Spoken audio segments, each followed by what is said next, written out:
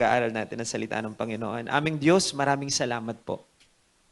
Salamat po at sa inyong kagandahang loob ay kami po ay binigyan niyo ng pagkakataon muli na makapunta po dito sa bahay panambahan, sa bahay po ninyo.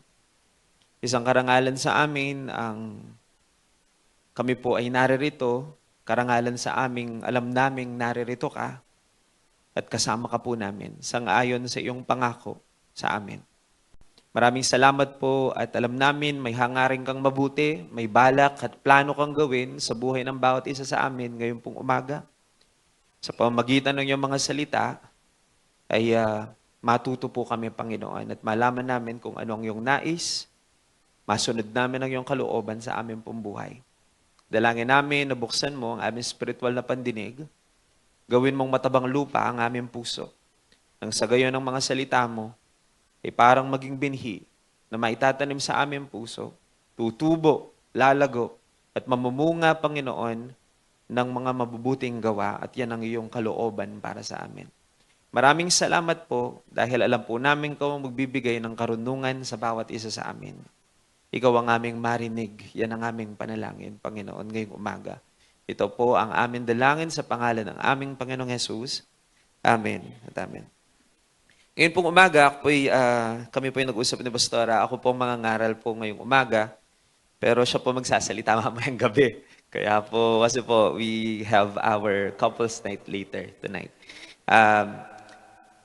Parang akala ko, nag-rapture Nabigyan ng echo. Wala ko po, dimdam ko na yung Lord na mamaos. But pampagisag lang po yan.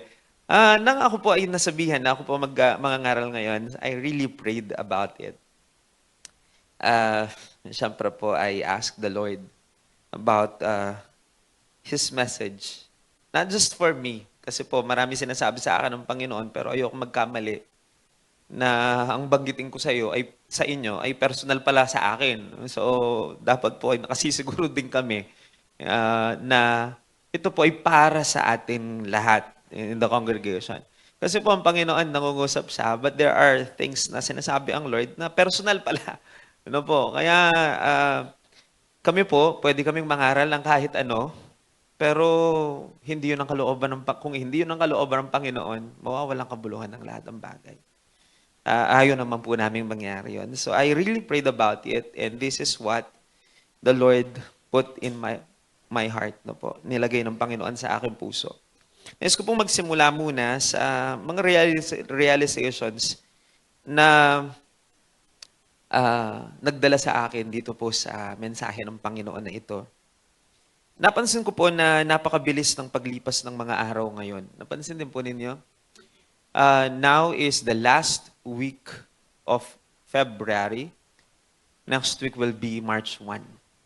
Parang kailan lang po tayo nag-family day nung December, no? At saka nag-worship explosion. Napansin po ninyo, parang kailan lang. Napakalinaw pa sa ating isipan. In fact, sa mga dumating po at nag-attend ng couples night last year, sabi ko nga po nung nagmi-meeting kami about it, couples night na naman, parang kailan lang yung nag-couples night tayo last year. Napakabilis ng takbo ng panahon. Parang kailan lang po natin inumpisahan yan, no po? Yung taon natin,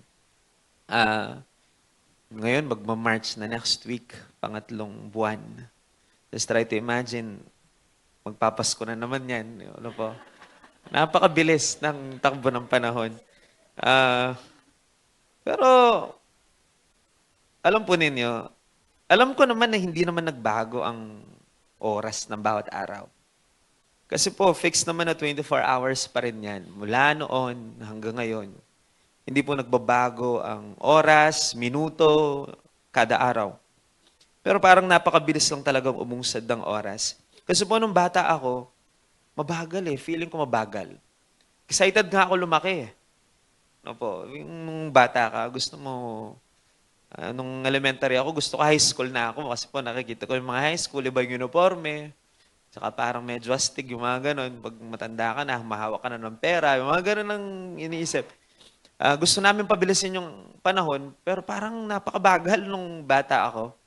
In fact po, napakarami kong memories ng elementary at saka high school kasi mabagal. Pero pag tumatanda ka pala, so sobrang bilis na ng panahon, konti na lang yung memory natin, no po. Hindi na kasing dami ng memories. In fact po ako, nung college ako, hindi ganun karami yung memories ko compare sa elementary at saka high school. Nung elementary at high school, ninanamnam natin yung panahon eh. At ine-enjoy natin yung bawat moment natin. Kaya parang napakabagal, pero masaya. No po? Pero ngayon parang ang bilis lumipas ng panahon. Ewan ko po kung na-realize ninyo yan. Ako po, mag-37 na ako. 3 taon na lang, 40 na. I can just, naisip ko lang po, napakabilis. Ngayon po matanda na, hindi naman, medyo, ang gusto natin, pigilan naman ang panahon, no? Kung mapipigil natin, kung bata tayo, gusto natin pabilisin, pero kaba pong umiidad na tayo, baligtad naman, gusto natin pabagalin, pero napakabilis eh. Hindi talaga tayo pwedeng, hindi natin pwedeng patigilin, no po. Yan ang mga realization ko lang po habang iniisip-isip ko yan. Maaari pong ito po ay dahil sa napakadami nating kailangang gawin sa estado ng ating buhay ngayon. Nung bata po kasi wala kang halos ginagawa eh. Papasok ka lang sa school, isipin mo kung anong larong lalaruin mo. Babasa ka ng libro, tapos laro ulit. Ganun lang po. Walang masyadong ginagawa. Pero kapag ka po tayo nagkaedad na, lalo pat nagkapamilya na, napakabilis ng oras. Yung 24 hours, parang feeling natin kulang pa sa mga dapat nating gawin. Di po katulad ng bata tayo, napakarami nating idle time. No? Kaya ang sarap isipin na parang ang sarap lang maging bata ulit na wala ka masyadong ginagawa, walang masyadong pressure sa balikat. Hindi mo isipin kung anong kakainin kasi hindi mo naman responsibilidad yon, responsibilidad ng mga magulang yon. Pero ngayon po baliktad na, tayo na nag-iisip ng lahat ng yon. At minsan po, kagigising mo pa lang ng alas 5 sa mga nanay po, maagang magigising. Parang napakabilis, tanghalian at kailangan mo nang magluto para sa tanghalian, napakabilis po niyan. Sa mga nagtatrabaho na tatay naman, papasok ka ng alas 7, napakabilis, alas 5 na kaagad. Tapos, it's a routine, no po. So, napakabilis. Kadalasan po, ang isip ko po, no, palagay ko, dahil sa napakadaming kailangan gawin sa loob ng isang araw, hindi na natin napapansin ang paglipas ng panahon. Experience na po ninyo, pag busy ka, minsan dumadaan lang yung oras, di mo man namalaya na 4 na oras na pala yon kasi busy eh. Kapag ka po talaga busy, parang bumibilis yung oras at hindi na natin napapansin ito. Laging may mga hinahabol na deadline, laging may mga trabahong kailangan gawin at tapusin, mga bagay na kailangan na ma-accomplish. Yan po ay araw-araw. Busy. Busy ang lahat ng tao. Mga tatay, busy sa katatrabaho, yung paghahanap buhay, para ma-provide yung pangangailangan ng pamilya. Mga nanay, kailangan pa po bang i-explain kung paano busy ang mga nanay? Palagay ko po, hindi na kailangan pag-usapan yan. Hindi ko na kailangan na isa-isahin ng gawain ng mga nanay. Busy talaga yan. Bawat araw, ganun ang nangyayari. Ngayon po, kahit mga bata, busy na rin. Kaka-cellphone, kaka-Facebook, no ba? Busy na rin. So, lahat busy. Lalaki, babae, matanda, bata, kahit anong edad, estado sa buhay. Marami tayong gustong gawin, kailangan gawin, dapat tapusin. Mga deadlines na dapat ma-meet. Yan. Minsan po kahit mga day off na tawag natin, supposed to be day off, o kaya yung oras na dapat sana pahinga na, mapansin po ninyo, busy pa rin ng tao, di ba? Busy pa rin ng marami. Maaring wala kang ginagawa, nakahiga na, pahinga na sana, pero busy pa rin kakaisip ng mga pagsubok, problema, balisang-balisa sa mga bagay na maaring maganap, pagod na ang katawan, kakagawa, tapos pagod pa ang isip, kakaisip. Kaya tuloy, hindi na natin namamalayan how beautiful the day is. Nakakalimutan natin that this is the day that the Lord has made.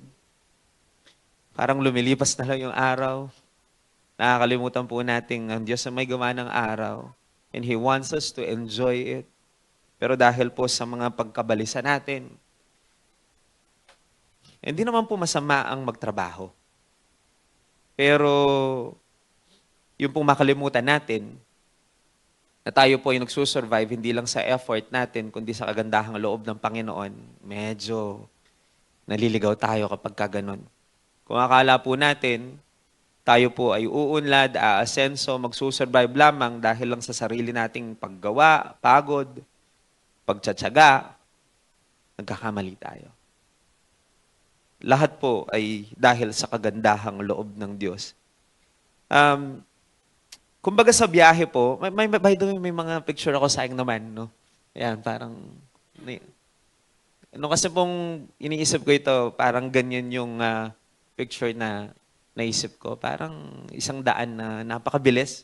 Parang yung mga lights, parang dumadaan lang, tapos napaka-busy ng tao. By the way po, salamat sa ChatGPT, pinagawa ko yan. Dinescribe ko lang yung nasa isip ko. Can you create a picture na ganito, ganyan? Tama nga naman, gumawa siya ng ganyan. Tapos naisip ko, parang ang buhay, parang nakasakay tayo sa jeep, no? Napakabilis ng andar. Kaya nagpagawa ulit ako kay ChatGPT ng isang picture na ganyan. Ayan. At sa sobrang dami ng ganap, napakabilis ng takbo ng buhay. Kung po pwede lang sana sumigaw ng, ito po ang na title ng ating sermon ngayon. Kung po pwede lang sanang sumigaw ng ng next slide. Para muna. Alam po ninyo yung para pag nakasakay ka ng jeep? Ano ba daw ang English ng para? Stop, hinto po. Pero itong, yung para daw po, paano mo ba daw po, later po pag-usapan natin yung word na para muna. No? But, ayun. Dangalawa po, para pakipaldaking preno, ha? Po itang, pwede po ito, na. But, let's just talk about it. Sa napaka-daming, ganap ng buhay. Sabi ko nga po, kumbaga sa biyahe, mapapasigaw ka talaga ng para po. Sa sobrang bilis, sobrang dami ng ganap, daming nangyayari. Yung po bagang, siguro hindi lang natin sinasabi, pero sa puso natin, pwede bang hinto muna? Pwede bang pahinga muna? Pwede bang para muna? Yun po yung sigurong laman ng puso natin. Alam po ninyo tugon ng salita ng Diyos dyan? Kung nakaka-relate po kayo dito. Tugon ng salita ng Diyos sa atin ngayong umaga, pwede bang para muna ang tugon ng salita ng Panginoon? Pwedeng-pwede. I want to read to you Job chapter 37. Dito po ako magsisimula. Verse 14. Ang sabi po ng salita ng Panginoon, pause a moment. Alam po ninyo yung pause? Hinto muna. Para muna. Pause a moment, Job, and listen. Consider the wonderful things God does. Hinto muna. Ito po ay naisulat sa aklat po ng Job. At alam ko po na kilala natin si Job at kung anong nangyari kay Job. Meron pong isang tao nagngangalang Elihu ang nagsalita sa kanya. Ang sabi niya, hinto ka muna, Job. Tapos makinig. Tsaka mo isipin yung mga kamanghamanghang gawa ng Diyos. Sa Tagalog po, basahin natin para mas malinaw. Yung pumpos, tinranslate sa Tagalog ng tumigil ka sandali. Job. At iyong isipin ang mga gawa ng Diyos na walang kahambing. Ayan ang sabi po dyan sa Job, chapter 37, verse 14. Konting pong context para maintindihan natin yung pong Job chapter 37. Bakit nabanggit yan? Sinong nagsabi niyan? Ang talata pong yan ay nasa aklat ng Job. Pero ito pong verse na yan ay sinabi ng isang taong nagngangalang Elihu. Ano po? Alam naman po natin kung ano pong nangyari kay Job. Si Job po nawala sa kanyang lahat. nawala ang kanyang ari-arian, nawala ang kanyang mga anak, namatay, at nawala ang kanyang kalusugan kasi po siya nagkasakit ng malubha. Kung titignan, grabe talaga nangyari sa kanya. At alam po natin lahat yung kwento, hindi ko na kailangan detalyihin yan. Ilang beses na pong nabasa na natin yan kung nagbabasa tayo ng Biblia o naipangaral o narinig ang kwento po niya. Kumbaga, alam po ninyo yung nangyaring yon na pagkawala ng lahat sa kanya, mabilis lang yon. Parang isang iglap lang. Hindi man po yon gradual na nangyari. Napakabilis ng pangyayari. Ngayon, mayamang-mayaman siya. Ang mga anak niya, which is ang mga anak ay simbolo ng pagpapala ng Diyos nung mga panahong yon, kahit naman po ngayon. So may pamilya siya, tapos po wala siyang karamdaman. All of a sudden, parang isang iglap lang. Napakabilis pong bumaligtad ang lahat. Yun po ang pangyayari sa buhay po ni Job. Kapag binasa po ninyo ang Book of Job, may 3 siyang kaibigan na nagsalita unang-una. Yung 3 kaibigan, ang mga sinabi po nila parang totoo at tama. Pero nagkakamali yung 3 kaibigan niya kasi po yung 3 kaibigan niya, yung mga salitang sinabi nila, ay nanggagaling sa kaisipan na nangyari sa iyo to kasi nagkasala ka. Kailangan humingi ka ng tawad. Kaya parang ganun ang premise ng 3 na humingi ka ng tawad, nagkasala ka siguro, yan ay parusa ng Diyos sa iyo. Yan ang sinasabi ng 3 kaibigan niya. If you will be reading Job, the book of Job. Pero alam po natin, tayo na nagbabasa sa aklat po ng Job, hindi yun ang totoo.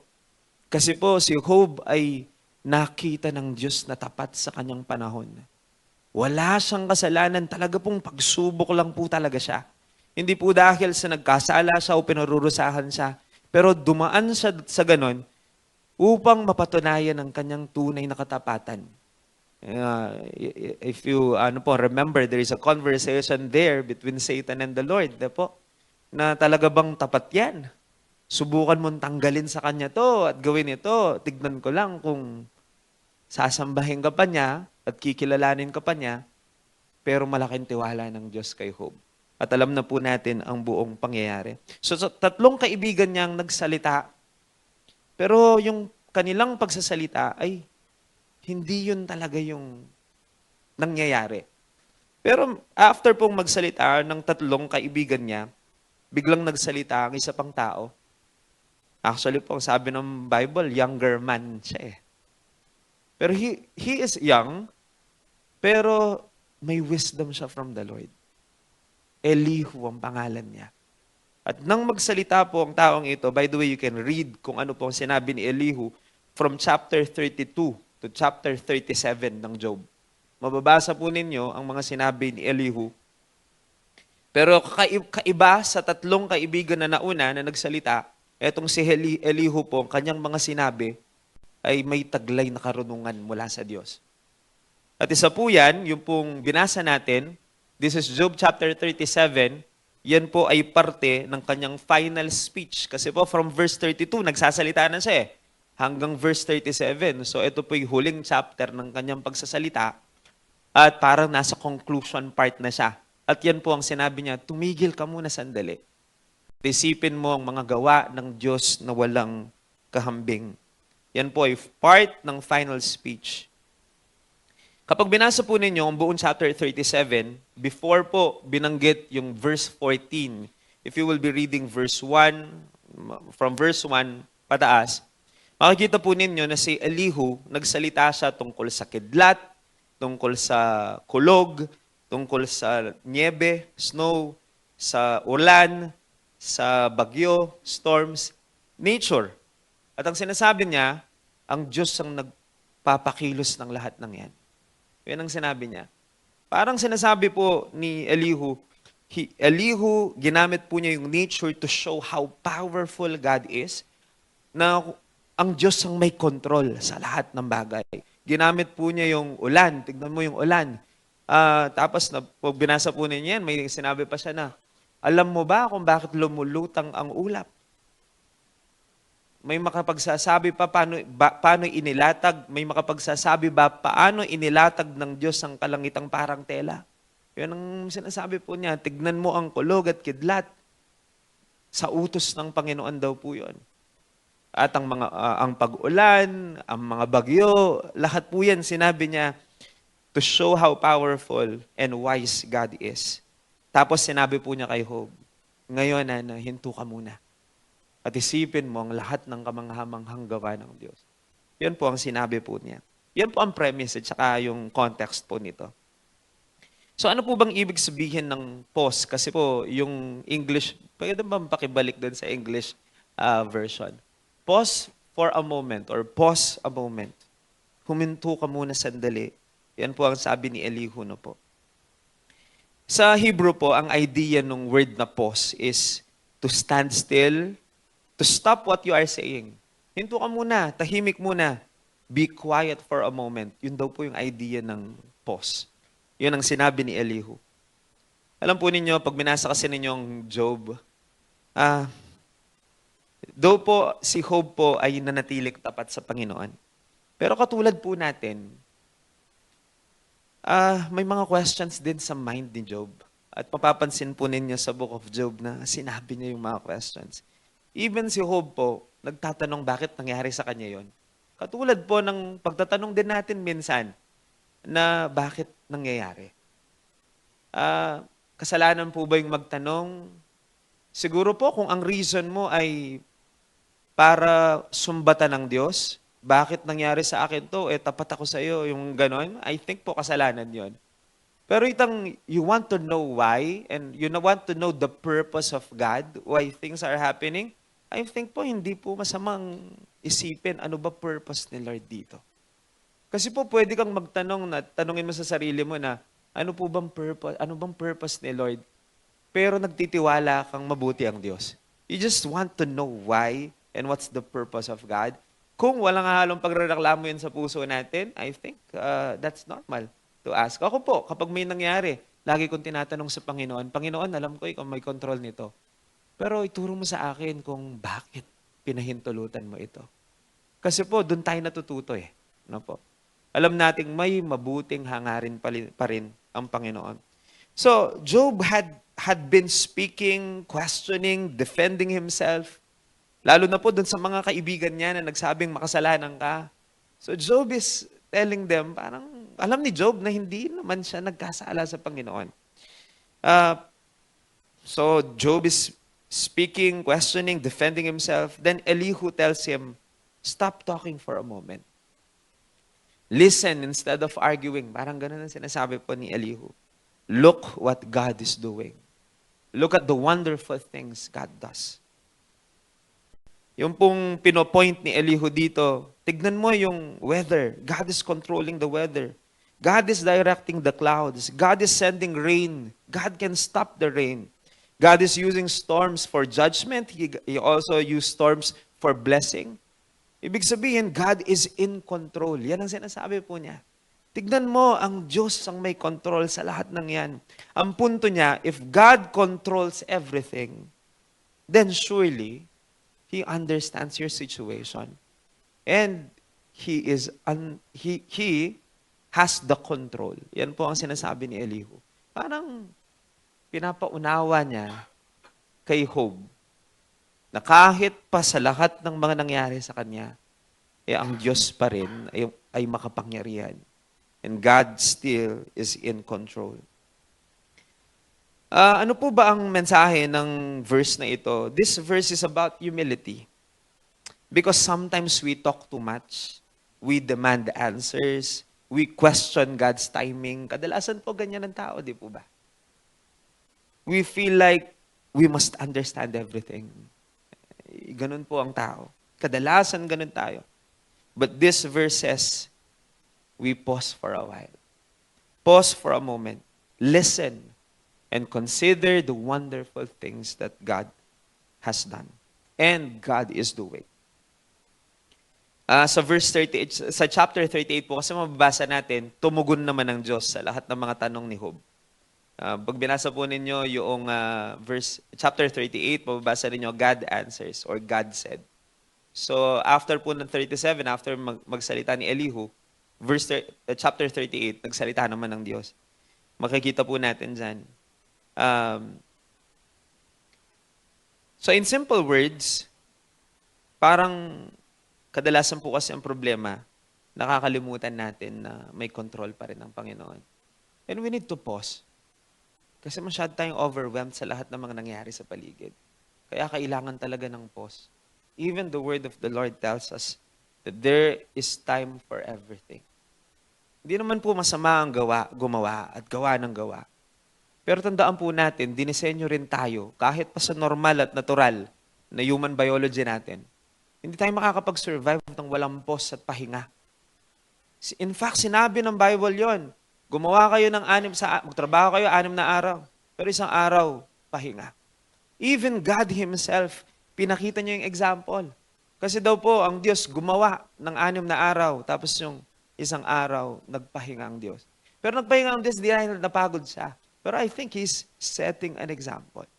There is also a time to pause, a time to rest, a time na hindi naman masama, mga kapatid, na maglagay tayo ng oras para sa pahinga.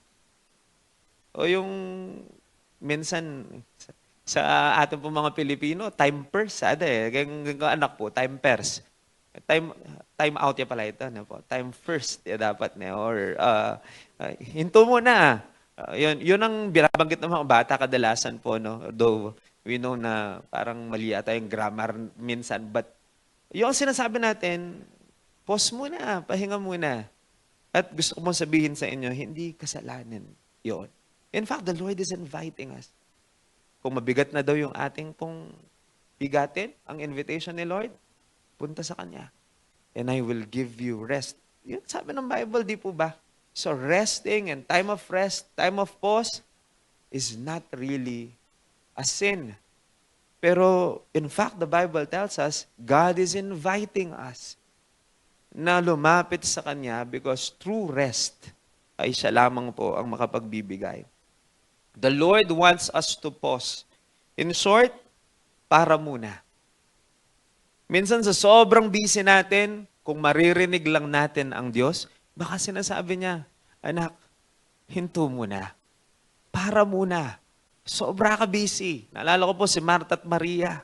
Sobra po busy, Martha. Eh ba pwedeng painawa ka pa? Kinipa mo. Let's talk. Let's have a time, a quiet time. By the way po, ang pahinga natin sa presensya ng Diyos yon, no po. That's the true rest. Later po, babalikan ko yon, no po. Pero, God is inviting us to have a time of pause. Yung pong time na para muna. Yan ang sabi ng Panginoon. Saan po ba galing yung para? Kanina po, pinag-usapan natin yan. Galing yan sa salitang parada. Ano po? Pag sinabi nating parada, hindi po yung para kang may mga dadaan na parada. Hindi po. Yun po ay root word ng paradahan ng sasakyan. Parang ganon. Marami po kasing pwedeng paggamitan ng word na parada. But yung pong para ay galing sa parada na ang kahulugan ay hinto muna. Di po ba pag sinabing paradahan ng sasakyan, ibig sabihin kung saan yung sasakyan ay ipaparada mo. Nakuha po ninyo yung kahulugan po nun. So doon po nanggaling yung para. Yung para muna. No po. It means parang pause muna. Hinto muna. Tigil muna sandali. Pero gusto ko po yung pagkabanggit sa Job chapter 37 verse 14. Yung pause, for a moment lang. Kasi pag tumagal yan, tamad na yun eh. Hindi po ba? Ayaw naman ng Diyos na magtamad-tamad tayo. Yung standby ka, yung parang tambay, maging tambay. Ano po? By the way po, yung tambay galing sa salitang standby. Maganda naman po yung kahulugan nun sa English. It means, nakahinto ka but you are ready ka na. Standby muna kayo. Ibig sabihin, nakahinto ka pero kapag nag-go, ready to go. Pero sa salitang Tagalog, kapag ginamit yung tambay, parang tamad eh. Ano po? Pero kaya gustong-gusto ko po yung pagkakasulat eh. Yung pause, for a moment lang. Ano po? Hindi po pwedeng pause lahat. Ang sabi nga po, there's a time for everything. Kasi po, baka gusto natin yung, yung pahingang, ayaw naman siguro po natin yung, pahinga lang ng konti. Yung pang nakuha po siguro ninyo ako. Ayaw naman natin yung ayun, for a moment lang. Yun po ang hindi kasalanan. Pero po yung buong araw pahinga-pahinga na pahila-hilata sa bahay, abay, common sense po, kahit ang Diyos, hindi po yun ang disenyo niya para sa atin. Pero sa sobrang dami lang natin ng ginagawa, minsan nakakalimutan natin na tayo po ay magpahinga. No po?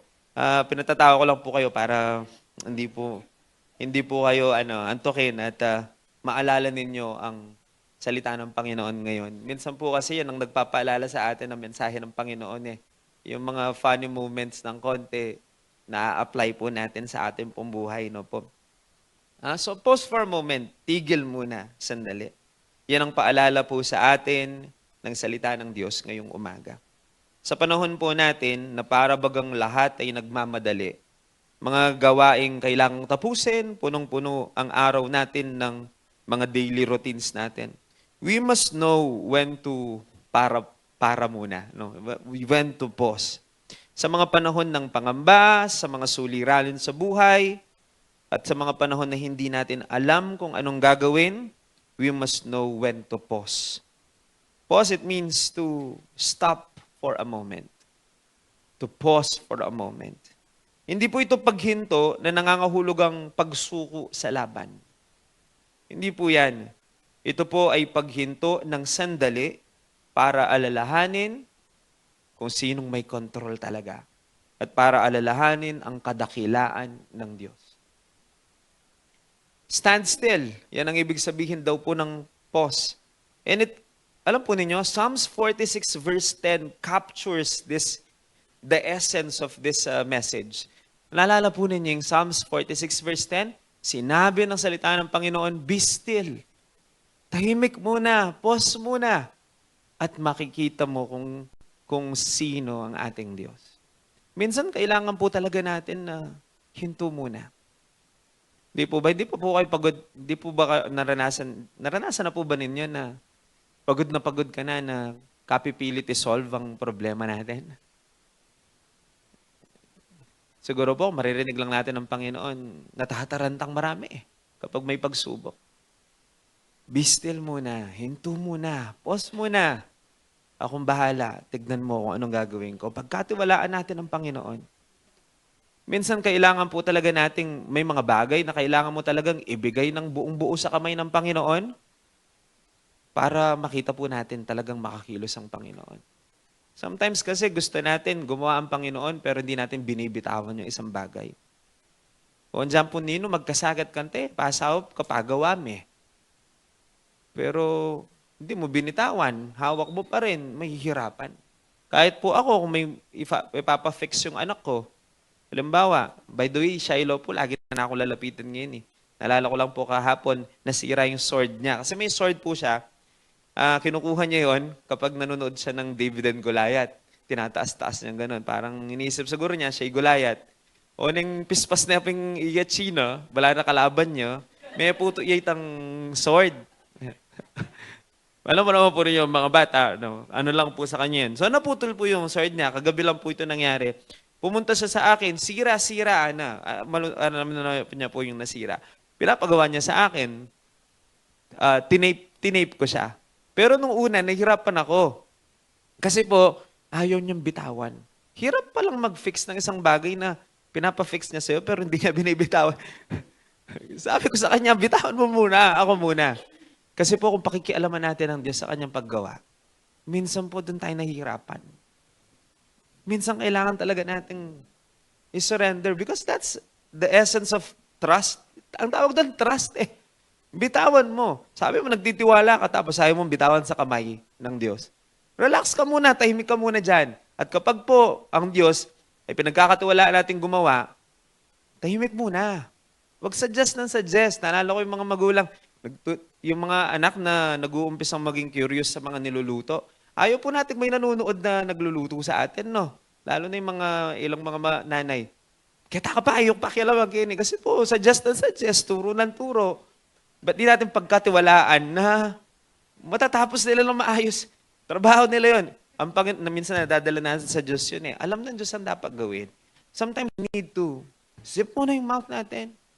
Kasi minsan po sa sobrang pagsasalita natin, minsan parang lumalabas na, nagsasuggest pa tayo sa Panginoon, parang lumalabas na, minamanduhan pa natin ang Panginoon. At sa ating mga panalangin, parang lumalabas na, eto gawin mo, Lord, eto gawin mo. Di ba pwedeng tahimik muna at sabihin na lang, Lord, pinagkakatiwalaan kita. I know that you can do anything. At hayaan na po natin, it's up to God kung paano niya gawin yon at kailan niya gagawin yon. Kasi po, naalala ko po si Moses, di ba nagkaroon sila ng problema noon? Hindi sila makatawid-tawid, dagat yung sa harap. Kung po siguro si Moses ang nasunod at diniktahan niya ang Diyos, nanalangin na lang siya ng bangka, at saka barko. Because that's the logical way of asking, di po ba? Lord, may dagat. Logical way, padala ka ng bangka, Lord. Parang tinuruan mo pa ang Diyos. Hindi pala yun ang gusto ng Panginoon. Gagawa ang Diyos pero hindi dahil ayon sa wisdom ni Moses. Kasi po ang wisdom ni Moses yan, sinong mag-iisip? Nang gusto pala ng Diyos ay hatiin palang dagat. Walang makakapag-isip nun. Kung taong masusunod, hindi isipin ng tao yun. Kasi po minsan, kinokontrol din natin eh. Para po bagang, sabi ni Lord, tabi muna. Parang sa ako muna. Tabi muna. Bitawan mo muna yung manubela. Hayaan mo ang Panginoon. Be still muna, tahimik muna. You look kung ano ang gagawin ng Panginoon, you will know that I am God. Yan ang sabi po ng Panginoon dyan, yung be still and know that I am God. Relax muna, ako bahala. Wala po ba kaya nasasabihan ng Lord, Kenny? In other words, we must know when to pause and remember who's really in charge. Po. Kailangan nating tandaan na minsan sa kalalaban natin ng buhay, nakakalimutan natin na ang laban ay sa Diyos. At nakakalimutan natin na may plano na ang Diyos mula pa noon. Yan ang usual na nakakalimutan po ng tao. Madalas po kailangan nating huminto ng sandali upang makapag-isip-isip. Baka sa dami ng ating mga ginagawa, sa sobrang kabisihan natin, nakakalimutan natin na di mo kailangang gawing lahat mag-isa. Panahong alalahanin na may Diyos tayong di tayo iiwan ni pababayaan man. To pause for a while po, it means to take a break.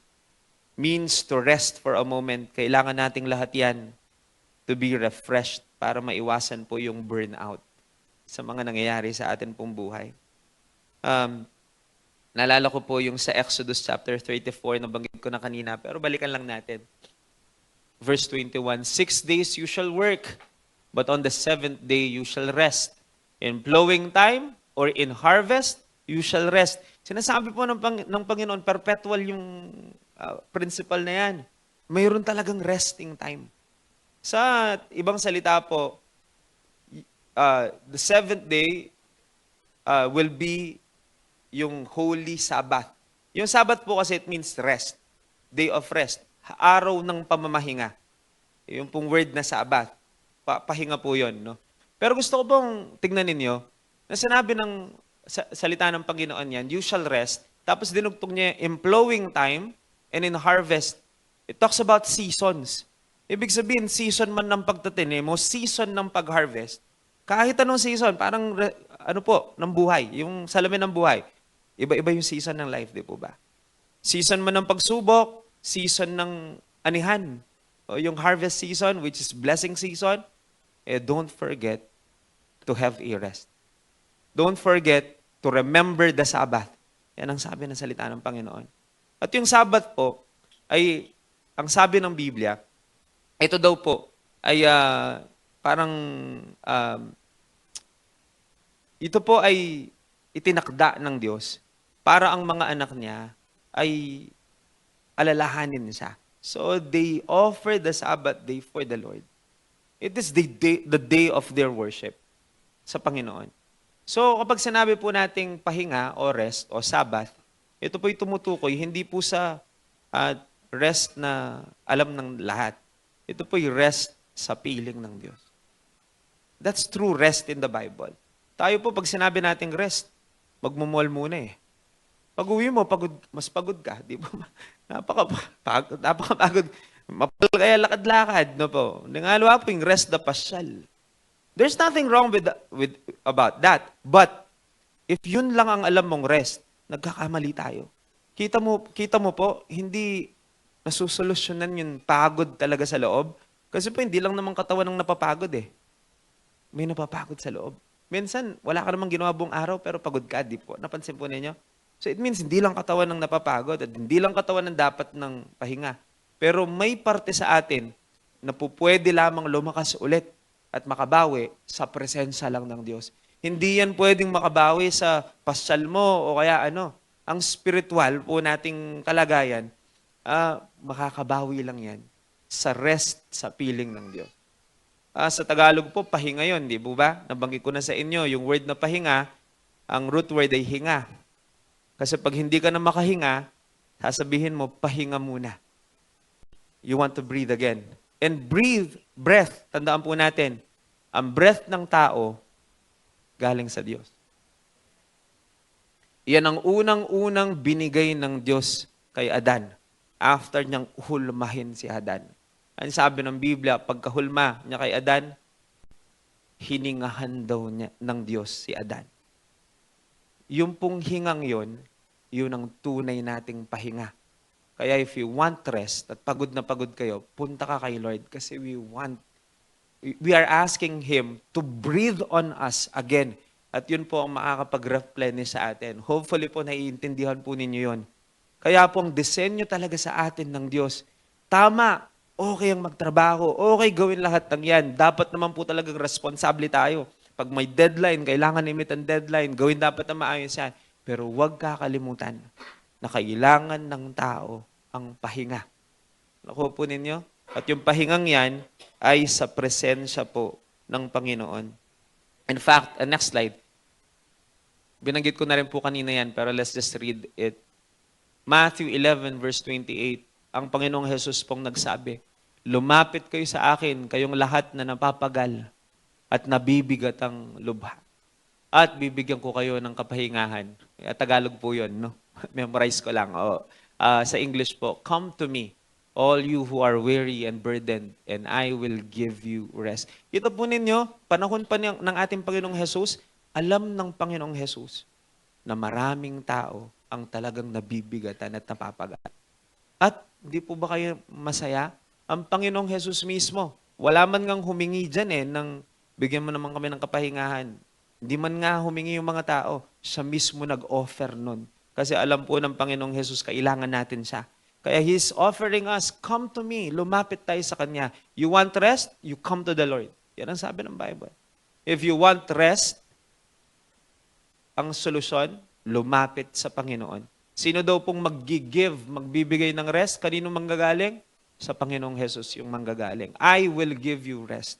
It is He who will give us the rest that we want. Yan po ang sinasabi ng salita ng Panginoon dyan. So, ibig sabihin po, the Lord is offering us a time to rest para po strengthen niya po tayo. Nalala ko lang po talking about patapos na po ako dito. Noong pong bata kami, nadatang ko pa po yung yung cassette tape. Alam po na yung cassette tape?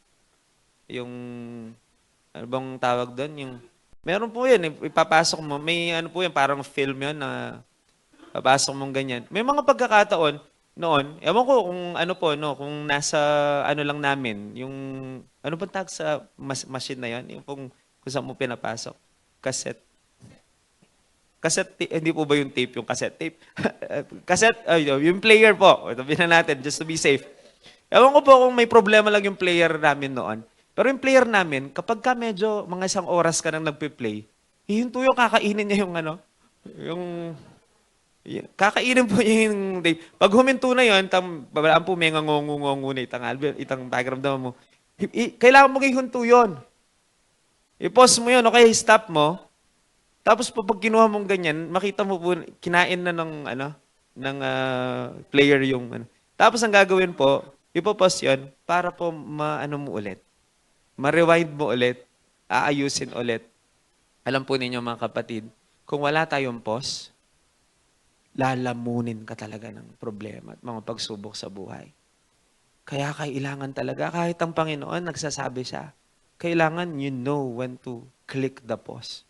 Kasi ang ibang tao po, hahayaan munang ma-burn silang buo bago sila magpo-pause.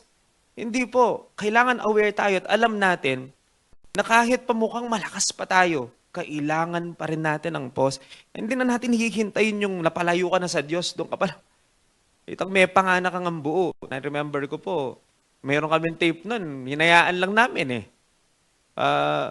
Ayun po. Abuto na po pala. Pagka po sobrang. Pero kailangan po, aware tayo doon. Ang spirito po natin, alam yan. Kasi po, you will feel something. At dapat wag ng, patagalin. Araw-araw, kailangan tayong mayroong para po moment. Pwede ko pong gamitin yung tambay moment sa presensya ng Diyos. Tambay muna. Naalala ko po siguro dito na po ako magtatapos. No? Haba po kasing sinusulat ko ito, ang isip ko po, nakakita ng picture ng, yung typical na Pilipinong napaka-busy mo, naglalakad ka, tapos napadaan ka sa isang bahay na kakilala mo, na matanda. Tapos sasabihin ka niya, Kini, salangi ka pa. Dito muna, boss ka pa. Kapeta pa mo. Ikaw naman na busy, alipo. Tinatanggihan mo. Sometimes, alam po ninyo, padala rin ni Lord yun eh. Para paalala sa atin na kailangan talaga natin ng pause. At minsan, si Lord mismo yun na nagsasabing, dito ka muna. Para muna. Napakarami mong ginawa ngayong araw. Hindi tulog ang magbibigay sa iyo ng pahinga. Bago ka matulog, dito muna. Usap muna tayo. Hindi po kaya ang Diyos. Sinasabi niya sa atin yun. Hindi lang natin naririnig sa kabisihan ng buhay natin. Basa ka muna ng salita ko. Dito ka muna. Bibigyan kita ng kapahingahan. Hindi mo makakayanan yan. Malayo-layo pa yan. Dito ka muna. Palalakasin muna kita. The Lord is offering us. By the way po, yung come to me, He is like asking us to come. Dito ka muna. Come to me. Anang Jesus, diba? Dito muna. Tara. Dito ka muna. Upo ka muna. Kwentuhan muna tayo. Oh, ano ba yung mga nangyayari sa buhay mo? A normal conversation with the Lord. And pwede naman natin ikwento. Bagamat alam na ng Diyos ang lahat ng bagay. And then, mapapansin po ninyo, those moments, yun ang kailangan natin. Mayroon po ba tayong mga para moment o standby moment sa presensya ng Panginoon kada araw? Kasi po, kung wala, mga kapatid, mahihirapan tayo. Harapin ng mga pagsubok sa buhay. Mababurn out tayo. Kukulangan tayo ng kalakasan. Kung sa sariling lakas lang natin, ang gagamitin natin para mapagtagumpayan ang lahat ng ito. So I pray po, magkaroon ng lahat ng tinatawag nating pause moment. Hinto mo na. Yung pong panahon na lalapit tayo sa Panginoon. Pagbabasa ng Biblia, mananalangin. Those are rest moment. Ako po yun, iniisip ko lagi yun ang aking pahinga. Kung pagod na, ano pong ginagawa natin? Hindi lang naman tulog yun eh. Manalangin tayo. Magbasa tayo ng salita ng Panginoon. Spend more time with the Lord. Kasi kapag ka po kasama natin ang Diyos, lumalakas tayo mga kapatid. Yan ang sekreto. At ngayon po yan ang sinasabi ng Panginoon sa atin. Sobrang bilis ng panahon. Sobrang dami ng ganap. Pero ang Panginoon, sinasabi niya sa atin, bigat na bigat ka na, dito ka muna. Pahinga ka muna. At yan po ang mensahe ng Panginoon sa atin ngayong umaga. Tayo pong lahat ay manalangin. Let's all pray. Panginoon, maraming salamat po sa iyong mga salita ngayon sa amin. Maraming salamat po sa pagpapaalala sa amin na kailangan po namin, Panginoon. Kailangan namin ng pahinga at ang tunay na pahinga ay matatagpuan lamang sa iyo at sa iyong presensya. Marami pong salamat kung ka sa amin. Alam mo ang amin pong mga pinagdadaanan. Maraming salamat. Aware ka na marami po sa amin talagang pagod, Panginoon. Marami ka sa amin, marami kaming iniisip. Maraming ganap pang bawat araw. Pero maraming salamat, ipinaalala mo sa amin ang sekreto, Panginoon, para mapagtagumpayan namin ang lahat ng ito. Maraming salamat, pinaalala mo sa amin that hindi naman na talaga namin kailangan na gawin ng lahat ng mag-isa. You are offering help, Lord. You are offering rest. Maraming salamat po sa iyong salita. Sabi ninyo, lumapit kami sa inyo. Kami na napapagal, nabibigatan. At ang pangako mo sa amin, pag lumapit kami sa iyo, hindi mo kami papahiya. Tatanggapin mo kami. You will give us rest. Bibigyan mo kami ng kapahingahan. Maraming salamat po, Panginoon, sa mga mensaheng ito. Patuloy na magbigay ito ng kalakasan sa amin pong spiritual na buhay. Patuloy kang mangusap sa bawat isa po sa amin ngayon pong umaga. Ito po ang aming panalangin sa pangalan ng aming Panginoong Jesus. Amen. Tayo pinasa bahagi na ng banal hapon.